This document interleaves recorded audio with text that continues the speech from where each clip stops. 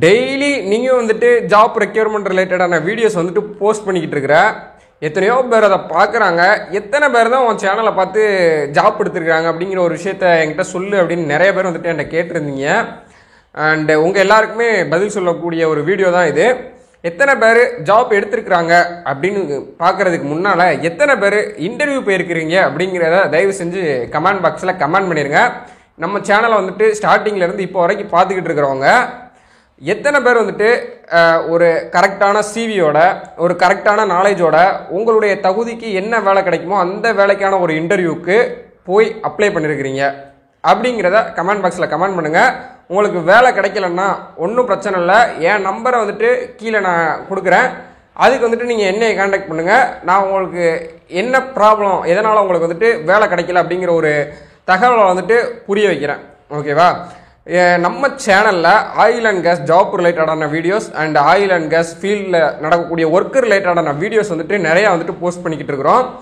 அதை வீடியோலாம் நீங்கள் இதுக்கு முன்னால் வாட்ச் பண்ணாமல் இருந்தீங்க அப்படின்னா கொஞ்சம் பிளேலிஸ்ட்லேயும் போய் பாருங்கள். எப்படிலாம் வந்துட்டு ஜாப் எடுக்கணும், ஒரு மெக்கானிக்கல் படிச்சிருக்கிறீங்க, டிப்ளமோ பிஇ இது முடிச்சிருக்கிறீங்க, ஃப்ரெஷராக இருக்கிறீங்க, எக்ஸ்பீரியன்ஸ் இல்லைன்னா எக்ஸ்பீரியன்ஸ் இருக்குது, எல்லாருமே வந்துட்டு எப்படி ஜாப் எடுக்கணும் அப்படிங்கிறத நான் ஆல்ரெடி பல வீடியோக்களில் சொல்லிட்டேன். இது வந்துட்டு ஃபாலோ பண்ணி ஜாப் எடுக்கிறது உங்கள் கையில் தான் இருக்குது. ஓகேவா? ஒரு கரெக்டான வழிமுறைகள், எனக்கு தெரிஞ்ச வழிமுறைகளை வந்துட்டு நான் சொல்லிட்டேன். அதை வந்துட்டு கரெக்டாக ஃபாலோ பண்ணி அந்த மெத்தடெல்லாம் வந்துட்டு எக்ஸிக்யூட் பண்ணுறது உங்கள் கையில் தான் இருக்குது. கூடிய சீக்கிரமே வந்துட்டு நம்ம சேனலை பார்த்து எத்தனை பேர் வந்துட்டு வெளிநாட்டு வேலைக்கு போயிருக்கிறாங்க அப்படிங்கிற ஒரு லிஸ்ட்டை வந்துட்டு நான் உங்களுக்கு அனௌன்ஸ் பண்ணுறேன். அண்டு நம்ம வந்துட்டு இன்னும் இந்த ஃபீல்டுக்குள்ளே என்டர் ஆகலை. ஓகேவா? வேலை வாங்கி கொடுக்குறது அப்படிங்கிற ஒரு வேலையை இன்னும் செய்ய ஆரம்பிக்கலை. நம்ம ஜஸ்ட்டு வீடியோ மூலமாக தான் நம்ம வந்துட்டு கன்வர்சேஷனை பண்ணிக்கிட்டு இருக்கிறோம். கண்டிப்பாக ஜனவரி 1க்கு அப்புறம் ஓகேவா எத்தனை பேர் வந்துட்டு நம்மளுடைய சேனலை பார்த்து பயனடைகிறாங்க அப்படிங்கிற விஷயத்த உங்ககிட்ட தெரியப்படுத்துகிறேன். அது வரைக்கும் கொஞ்சம் பொறுமையாக இருங்க. எல்லா ஜாப் நோட்டிஃபிகேஷனையும் வந்துட்டு வாட்ச் பண்ணுங்கள். உங்களுக்கு எந்த ஜாப் சூட்டபிள் ஆகும்னு உங்களுக்கு தெரியும். இந்த வேலை நமக்கு தெரியுமா தெரியாதா அப்படிங்கிறது தெரியும். இந்த வேலைக்கு நம்ம அப்ளை பண்ணலாமா பண்ணக்கூடாதாங்கிறது உங்களுக்கு தெரியும். ஸோ உங்களுக்கு எதில் எக்ஸ்பீரியன்ஸ் இருக்குது அப்படிங்கிற ஒரு விஷயத்தை உறுதிப்படுத்திட்டு உங்களுக்கு எதில் நாலேஜ் இருக்கோ அது ரிலேட்டடான ஒரு வேலையை தேடி போகாமல் நம்மளுடைய சிஸ்டம் எப்படி இருக்குது அப்படிங்கிறத நான் சொல்லிடுறேன். இப்போ தமிழ்நாட்டை எடுத்துக்கிட்டிங்க அப்படின்னா எத்தனையோ டிப்ளமோ காலேஜஸ் இருக்குது, எத்தனையோ பிஇ காலேஜஸ் இருக்குது. எல்லாத்துலேயுமே மெக்கானிக்கல் படித்தவங்க என்ன பண்ணணும் அப்படின்னு நினைப்பாங்க, ஒரு கார் கம்பெனியில் போயிட்டு ஒர்க் பண்ணணும் தான் நினைப்பாங்க. ஒரு ஆட்டோமொபைல் ஃபீல்டில் என்டர் ஆகணும், ஒரு சிஎன்சி ஆப்ரேட்டராக போகணும், இந்த மாதிரி ஒரு சிஎன்சி ப்ரோக்ராமராக போகணும், ஒரு டிசைனிங் ஃபீல்டில் போகணும் அப்படிங்கிற மாதிரியான ஒரு தாட்டை தான் வந்துட்டு எல்லாருக்கிட்டையுமே வந்துட்டு எல்லா காலேஜும் வந்துட்டு திணிச்சிக்கிட்டு இருக்கிறாங்க. ஆனால் ஆயில் அண்ட் கேஸ் அப்படிங்கிற ஒரு விஷயத்த எங்கேயுமே வந்துட்டு நான் படிக்கும் பொழுதுலாம் யாருக்குமே என் ஃபீல்டை பற்றி தெரியாது. என் கூட படித்தவங்களே ஒரு 10% பேர் கூட இந்த ஆயில் அண்ட் கேஸ் ப்ராஜெக்டில் இல்லை. ஓகேவா? இதை பற்றி தமிழ்நாட்டில் சவுத்தர்ன் சைடில் மேக்ஸிமம் வந்துட்டு யாருக்குமே ஒரு அவேர்னஸ் இல்லை. அப்படி இருந்திருந்தது அப்படின்னா நம்மளுடைய சேனல் எப்போ இன்னும் நல்லா க்ரோத் ஆகிருக்கும். நார்மலாக ஒரு ஜாப் ரெக்யர்மெண்ட் போடுற சேனலோட நம்மளுடைய சேனல் இன்னும் நல்லா க்ரோத் ஆகிருக்கும் அப்படிங்கிறது உங்களுக்கே புரியும். ஓகேவா?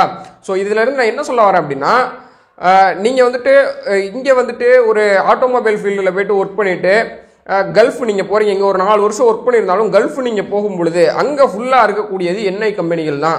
ஓகேவா? ஆயில் கம்பெனி தான், ஆயில் அண்ட் கேஸ் ப்ராஜெக்ட்னு போகும்பொழுது இந்த எக்ஸ்பீரியன்ஸ் அங்கே செல்லுபடி ஆகாது.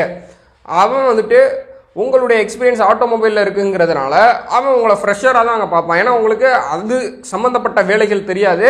அப்போ நீங்கள் ஒரு என்ட்ரி தான் கொடுக்குற மாதிரி இருக்கும். நான் சொல்கிறது பைப்பிங் டிபார்ட்மெண்ட்டை பொறுத்த வரைக்கும் சொல்கிறேன். சிவிலெல்லாம் உங்களுக்கு இந்தியாவில் ஒர்க் பண்ணியிருக்கிறீங்க, கன்ஸ்ட்ரக்ஷன் நாலேஜ் இருந்தாலே உங்களை வந்துட்டு எடுப்பாங்க. அப்படி ஒவ்வொரு டிபார்ட்மெண்ட்லேயும் ஒவ்வொரு மாதிரி இருக்குது. ஆனால் பைப்பிங்கில் நீங்கள் இந்தியாவில் பைப்பிங் ரிலேட்டடான ஒரு எக்ஸ்பீரியன்ஸை வச்சுருக்கிறீங்க அப்படின்னா நீங்கள் தாராளமாக வந்துட்டு கல்ஃபுக்கு ட்ரை பண்ணலாம். அது வந்துட்டு இந்தியன் எக்ஸ்பீரியன்ஸை அக்செப்ட் பண்ணக்கூடிய இன்டர்வியூ வந்தது அப்படின்னா அது தாராளமாக நீங்கள் அட்டன் பண்ணலாம், கிடைக்கும். ஸோ நீங்கள் ஆட்டோமொபைல் ஃபீல்டில் எக்ஸ்பீரியன்ஸை வச்சுக்கிட்டு ஆயில் அண்ட் கேஸில் வந்துட்டு நான் ஒரு இன்ஜினியராக போகணும், ஒரு சூப்பர்வைசராக போகணும் அப்படின்னு நினச்சிங்கன்னா அது கனவுல கூட நினைக்காது. நம்மளுடைய ப்ராஜெக்ட் அப்படிங்கிறது ஒரு போர்க்களமாக அசியூம் பண்ணிக்கோங்க. நீங்கள் ஒரு தளபதி அப்படின்னா உங்களுக்கு கீழே ஒரு 100 சிப்பாய்களை கொடுக்குறாங்க அப்படின்னா ஒரு தளபதிக்கு என்னென்ன திறமைகள்லாம் வேணும், அவனுக்கு முதல்ல சண்டை போட தெரிஞ்சிருக்கணும். ஓகேவா? அந்த சிப்பாய்கள் எல்லாம் வழி நடத்த தெரிஞ்சிருக்கணும். இப்போ நீங்கள் வந்துட்டு மெக்கானிக்கல் படிச்சிருக்கிறீங்க, ஒரு ஃப்ரெஷராக இருக்கிறீங்க, இல்லை ஆட்டோமொபைல் ஒர்க் பண்ணுறீங்க. இப்போ நீங்கள் அந்த போர்க்களத்துக்குள்ளே தளபதியாக என்டர் ஆனீங்கன்னா உங்களுக்கு என்ன தெரியும்? சண்டையே போட தெரியாது. அங்கே ஒரு சிப்பாய் அளவுக்காச்சும் உங்களுக்கு சண்டை போட தெரியணும். அதுவே நம்மளுக்கு தெரியாது இல்லையா. ஸோ பைப்பிங் டிபார்ட்மெண்ட்டுக்குள்ளே ஒரு மெக்கானிக்கல் டிபார்ட்மெண்ட்டுக்குள்ளே நீங்கள் என்டர் ஆகணும், ஒரு கன்ஸ்ட்ரக்ஷனுக்குள்ளே மெயின்டெனன்ஸுக்குள்ளே என்டர் ஆகணும்னு நினச்சிங்கன்னா ஸ்டார்டிங்கில் ஒரு என்ட்ரி கொடுங்க. ஓகேவா. எல்லாரும் வந்துட்டு என்ன கோர்ஸ் படிக்கிறதுன்னு கேட்குறீங்க. இது எல்லாத்துக்குமே ஒரே ஒரு பதில தான் சொல்லுவேன். நீங்கள் கோர்ஸ் படிச்சீங்க அப்படின்னா உங்ககிட்ட சர்டிஃபிகேட் இருக்கும், ஆனால் எக்ஸ்பீரியன்ஸ் இருக்காது. இங்கே கேட்குறது ஃபுல்லாக 4 வருஷம் எக்ஸ்பீரியன்ஸ் 5 வருஷம் எக்ஸ்பீரியன்ஸ் கேண்டிடேட்ஸ் தான் கேட்குறாங்க. சர்டிஃபிகேட்டை வச்சு ஒன்றுமே செய்ய முடியாது. இப்போ நான் நினச்சா கூட சர்டிஃபிகேட் வந்துட்டு எத்தனையோ வந்துட்டு ரெடி பண்ண முடியும், ஆனால் அதுக்கு உண்டான நாலேஜ் இருந்தால் மட்டும்தான் என்னால் அங்கே போய் சர்வை பண்ண முடியும். இல்லை அப்படின்னா என்னால் சர்வை பண்ண முடியாது. ஸோ கோர்ஸ் வந்துட்டு ஃபஸ்ட்டே எப்படி படிக்கணும் அப்படிங்கிறத முடிவு பண்ணாதீங்க. அதாவது என்ன கோர்ஸ் படிக்கலாம், படித்து முடிச்சோன்னே பிஇ முடிச்சோன்னே நான் என்ன கோர்ஸ் படித்தா டக்குன்னு எனக்கு வேலை கிடைக்கும் அப்படிங்கிறதெல்லாம் யோசிக்காதீங்க. இப்போ வந்துட்டு கோர்ஸ் எல்லாருமே படிக்க ஆரம்பிச்சிட்டாங்க. என்டிடியாக இருக்கட்டும், சிசிப்பாக இருக்கட்டும், டிசைனிங் கோர்ஸாக இருக்கட்டும், எதுவாக இருந்தாலும் எல்லாருமே படிக்க ஆரம்பிச்சிட்டாங்க. எல்லாத்துலேயுமே வேலை எடுக்கிறது ரொம்ப ரொம்ப சிரமமான ஒரு விஷயமா இருக்குது. ரொம்ப ரொம்ப டிஃபிகல்ட்டாக இருக்குது. ரொம்ப காம்படிஷன் உள்ள ஒரு இடமா இருக்குது. ஓகேவா. ஸோ கோர்ஸ் வந்துட்டு ஸ்டார்டிங்லேயே படிக்கணும்னு நினைக்காதீங்க. ஒரு என்ட்ரியை கொடுங்க. அங்கே போயிட்டு நீங்கள் எதில் ஸ்ட்ராங்காக இருக்கிறீங்க அப்படிங்கிறத கண்டுபிடிங்க. சேஃப்டி ரிலேட்டடாக உங்களுக்கு நல்ல நாலேஜ் இருக்குதா, ஓகே அடுத்து நம்ம சேஃப்டி கோர்ஸ் பண்ணலான்னு முடிவெடுங்க. குவாலிட்டி டிபார்ட்மெண்ட் ரிலேட்டடாக, டாக்குமெண்ட் ரிலேட்டடாக உங்களுக்கு நல்ல நாலேஜ் இருக்கா, ஓகே நம்ம வந்துட்டு இப்போ சிசிப் பண்ணால் கரெக்டாக இருக்கும் அப்படின்னு முடிவு பண்ணிங்கன்னா அப்போது உங்களுக்கு ஒரு ஏர்னிங் வரும். ஸோ அந்த ஏர்னிங்கை வச்சுட்டு நீங்கள் கோர்ஸ் படிங்க. பிஇ முடிச்சுட்டு மிடில் கிளாஸ் ஃபேமிலிலாம் இருப்பீங்க, என்ன கோர்ஸ் பண்ணலான்னு தயவு செஞ்சு நினைக்காதீங்க. ஃபஸ்ட்டு ஒரு என்ட்ரியை கொடுங்க. ஓகேவா. நான் சொல்கிறது பைப்பிங் டிபார்ட்மெண்ட்டுக்குள்ளே என்டர் ஆகணும், மெக்கானிக்கல் டிபார்ட்மெண்ட்டுக்குள்ளே என்டர் ஆகணும்னு நினைக்கிறவங்களுக்கு. ஓகேவா. அங்கே போனீங்க அப்படின்னா உங்களுக்கு சம்பளம் வந்துட்டு ஒரு ஃப்ரெஷராக போகிறீங்க, ஒரு என்ட்ரி கொடுக்குறீங்க அப்படின்னா 20,000 to 25,000 நீங்கள் வீட்டுக்கு அனுப்புகிற மாதிரி இருக்கும். ஸோ ஃபுட் அண்ட் அக்காமடேஷன் போக ஒரு 20,000 25,000 நீங்கள் வீட்டுக்கு அனுப்பும் பொழுது அது உங்களுக்கு சேவிங்ஸில் தான் இருக்கும். நார்மலாக நீங்கள் இந்தியாவில் ஃப்ரெஷராக ஒர்க் பண்ணுறீங்கன்னா 10,000 உங்களுக்கு சம்பளம் வரும், 12,000 சம்பளம் வரும். சென்னையில் ஒர்க் பண்ணுவீங்க, 5,000 ரூமு ஃபுட்டு அது இதுக்குன்னு போய் 6,000 7,000 வீட்டுக்கு அனுப்புவீங்க. ஸோ இதை நீங்கள் வந்துட்டு ஸ்டார்டிங்லேயே கல்ஃப் போனீங்க அப்படின்னா உங்களுக்கு கல்ஃப் எக்ஸ்பீரியன்ஸும் ஆடாயிரும். இங்கே படுற கஷ்டத்தை அங்கே போய் கஷ்டப்பட்டுட்டு மறுபடியும் ஒரு 2-3 வருஷத்தில் ரிட்டர்ன் வந்துட்டு உங்களுடைய எக்ஸ்பீரியன்ஸை காட்டி நீங்கள் ஒரு இன்ஜினியர் படிச்சிருக்கிறீங்க, ஒரு டிப்ளமோ படிச்சிருக்கிறீங்க அப்படின்னா பெரிய போஸ்டிங்கை வந்துட்டு அப்ளை பண்ணுங்கள் அப்படிங்கிறத சொல்லி இந்த வீடியோவை முடிச்சுக்கிறேன். நம்மளுடைய சேனலில் ஜாயின் பட்டன் இப்போ வந்துட்டு எனபிள் பண்ணியிருக்கிறேன் நான். ஸோ விருப்பம் இருந்தால் அந்த ஜாயின் பட்டனை கிளிக் பண்ணி நம்மளுடைய சேனலில் மெம்பர் ஆகிக்கோங்க.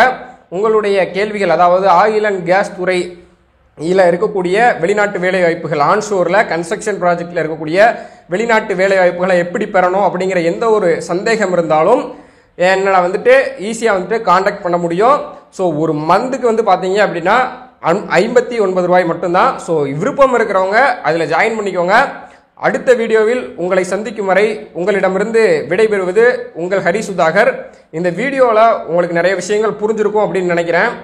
ஸோ கோர்ஸ் வந்துட்டு யாருமே வந்துட்டு படித்து முடித்தோடனே படிக்கணும்னு நினைக்காதீங்க.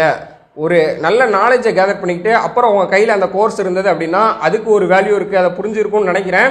வெறுமன கோர்ஸ் மட்டும் இருந்தது அப்படின்னா கோர்ஸ் சர்டிஃபிகேட்டை வச்சு ஒன்றும் செய்ய முடியாது, நாலேஜ் உங்கள் கையில் இல்லை. ஓகேவா. ஸோ அதை தான் இந்த வீடியோவில் நான் சொல்லணும்னு நினச்சேன், சொல்லிட்டேன். அண்டு இன்டர்வியூ வந்துட்டு எத்தனை பேர் அட்டன் பண்ணீங்க, கரெக்டான வேலை உங்களுக்கு என்ன வேலை தெரியும் அந்த வேலைக்கு அப்ளை பண்ணீங்களா அப்படிங்கிறதெல்லாம் கமெண்ட் பாக்ஸில் கமெண்ட் பண்ணுங்கள் தயவு செஞ்சு. அடுத்த வீடியோவில் உங்களை சந்திக்கிறேன். நன்றி, வணக்கம்.